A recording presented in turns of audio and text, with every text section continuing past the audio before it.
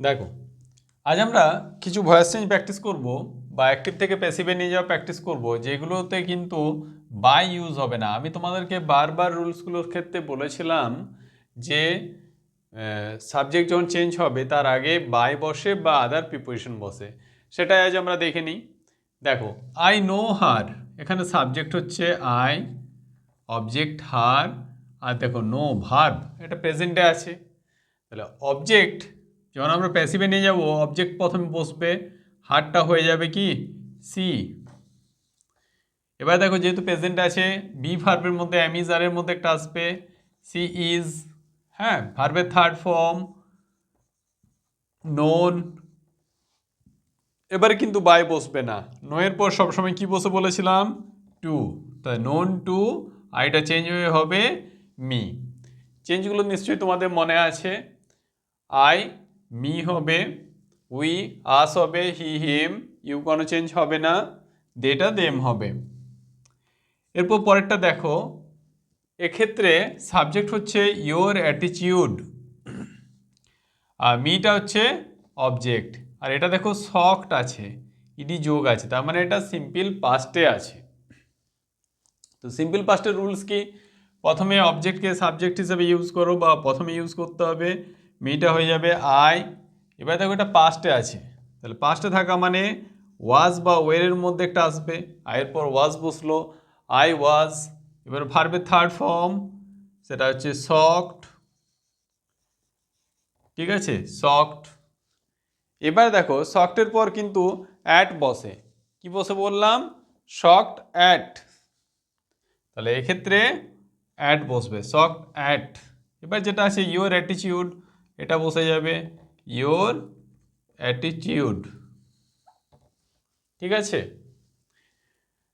ভালোভাবে লক্ষ্য করো, দেখো শকড আঘাত পাওয়া, এরপর কিন্তু অ্যাট প্রিপারেশন বসবে, এক্ষেত্রেও কিন্তু বাই বসবে না। পরেরটা দেখো, হিজ পারফরম্যান্স, এটা হচ্ছে সাবজেক্ট, মি এটা হলো অবজেক্ট। আর দেখো স্যাটিসফাইড ভার্ব আছে, এটাও দেখো সিম্পল পাস্টে আছে। সিম্পল পাস্টে যখন থাকবে তখন কি হবে? অবজেক্টের পর ওয়াজ বা ওয়ের আসবে, তাই না? তাহলে মিটা যখন এক্ষেত্রে ব্যবহার হবে অবজেক্ট সাবজেক্ট হিসাবে, সেক্ষেত্রে হবে আই।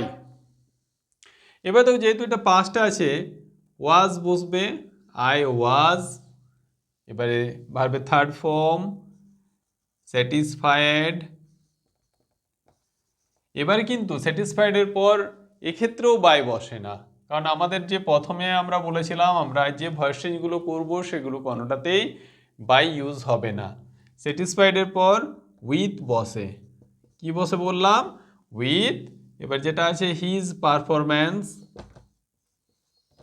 পারফরম্যান্স এটা বসে যাবে, হিজ পারফরম্যান্স। ওকে, তারপর দেখো গুড হেলথ ব্লেসেস হিম, গুড হেলথ ব্লেসেস হিম, তাই না? এক্ষেত্রে গুড হেলথ এটা হচ্ছে সাবজেক্ট, হিমটা অবজেক্ট, আর এটা হচ্ছে ভার্বাল পার্ট। লক্ষ্য করো ভার্ব যেটা আছে সেটা হচ্ছে ইয়েস যোগ আছে, তার মানে এটা প্রেজেন্টে আছে, সিম্পল প্রেজেন্টে। তাহলে প্রেজেন্টে থাকলে কি হবে? অক্সিলারি ভার্ব এম ইজ আর আসবে, হিম হি হবে। হ্যাঁ, হি ইজ। এবার ভার্বের থার্ড ফর্ম ব্লেসড উইথ, এবার যেটা আছে গুড হেলথ। ঠিক আছে, পরটা দেখো দ্য নয়েজ অ্যানয়েজ মি। এ দেখো দ্য নয়েজ এটা হচ্ছে সাবজেক্ট, মি এটা হলো অবজেক্ট, তাই না? তাহলে দেখো মিটা এটা হচ্ছে প্রেজেন্ট আছে, অ্যানয়েজ আছে, মি আই হবে। এবার প্রেজেন্টে যেহেতু অ্যামিজারের মধ্যে আসবে, আয়ের পর অ্যাম বসে, আই এম। এবারে অ্যানোয়েড থার্ড ফর্ম অ্যানোয়েড, অ্যানোয়েডের পর কিন্তু বাই বসে না, এক্ষেত্রে বসবে at, annoyed at the noise.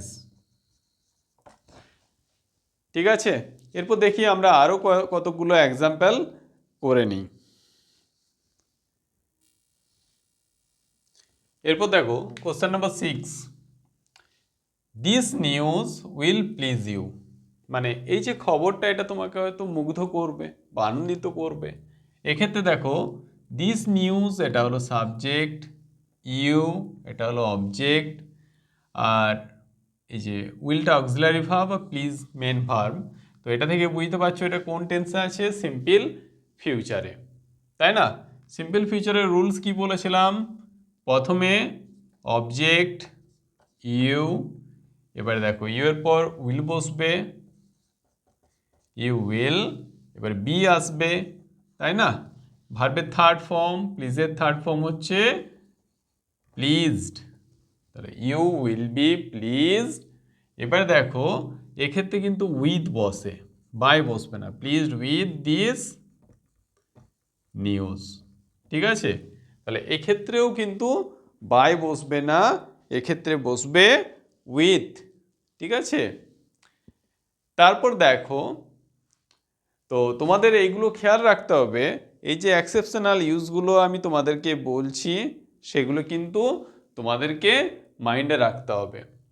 কারণ এগুলো যদি তোমরা মাইন্ডে রাখো, এই যে ভার্বগুলো, এই ভার্বগুলো তোমাদের মাইন্ডে চলে আসবে, এবং তখন যখন এই ভার্বগুলো ইউজ থাকবে তখন তোমরা মানে আগের থেকে সচেতন হয়ে যাবে যে এখানে বাই ইউজ হবে না, ঠিক আছে? দেখো তারপর হিজ বিহেভিয়ার, বিহেভিয়ার মানে কি, আচরণ, তাহলে এই পুরোটা হচ্ছে সাবজেক্ট, মি অবজেক্ট, আর এটা হলো ভার্ব। এবার দেখো এটা ইডি যোগ আছে, চাম্পড, তাহলে ইডি যোগ মানে কি, এটা পাস্টে আছে, সিম্পল পাস্টে। তো সিম্পল পাস্টের রুলস কি ছিল, মিটা হয়ে যাবে আই, এবার দেখো পাস্ট যেহেতু তাহলে ওয়াজ আসবে, আই ওয়াজ, এবার ভার্বের থার্ড ফর্ম